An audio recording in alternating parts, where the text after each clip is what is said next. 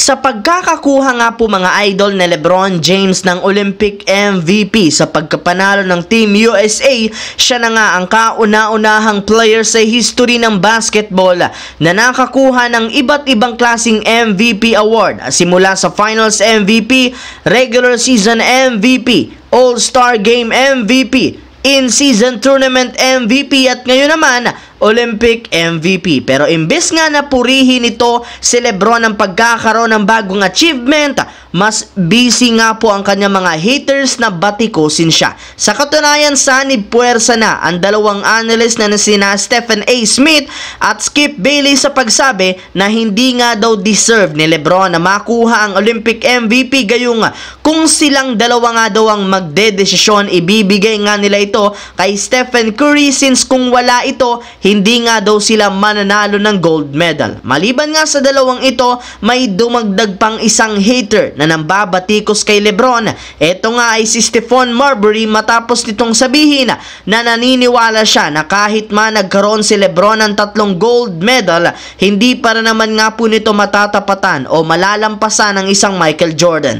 Yes mga idol, simula nga po nang makagawa ulit ng bagong achievement ngayon si LeBron, mas dumadami pa ang kanyang mga haters. Samantala, kahit man ilang araw ang nakakalipas mula nang magtapos ang Olympics, marami nga po mga French fans ang hindi pa rin tanggap ang pagkatalo nila laban sa USA. At isa nga sa binubuntungan nila ngayon ng galit ay walang iba kundi si Stephen Curry na siya mismong rason bakit sila nabigo. Yes mga idol, gamit ang shooting nito nagawa ng Team USA na maprotektahan ang kanilang kalamangan at maipanalo ang gintong medalya. Kaya hindi nga nakapagtataka bakit maraming mga tao sa France ang galit at hanggang ngayon hindi pa rin makamove on dahil sa ginawa sa kanila ni Stephen Curry. Kung hindi nga daw dahil sa kanya, champion na ang France. At sa sobrang pagkagalit nga po ng ilang mga French fans kay Curry, may lumabas nga pong balita ngayong araw na sinadyang iban ng isang fast food chain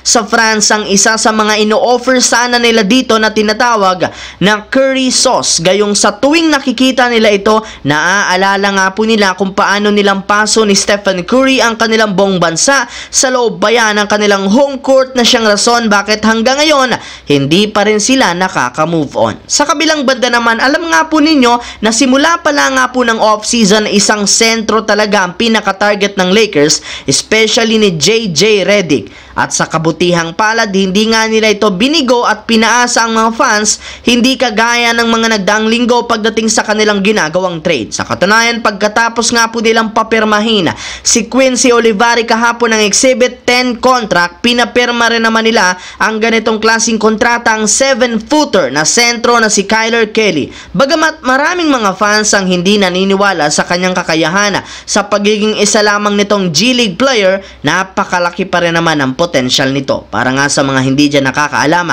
nag-average nga ito ng 8.4 points, 6.4 rebounds, 1.5 assists at 2.9 blocks a game sa kanyang 68% shooting. Siya rin naman ang itinanghal bilang 2024 Defensive Player of the Year matapos siyang maging league leader pagdating sa blocks. Yes mga idol, ang kanyang depensa sa ilalim ang kanyang pinakakalakasan bilang isang player na posible rin naman nga pong mapakinabangan at magamit ng Los Angeles Lakers. So yun lamang mga idol ang ating bagong video na ating pinag-usapan ngayon dito. Once again, this is your J-Zone TV. Huwag kalimutang mag-like, mag-subscribe, pindutin ang notification bell sa akin channel para lagi kayo maging updated sa mga videos na pinapalabas ko. Isang malaking shoutout sa lahat mga idol. Maraming salamat po.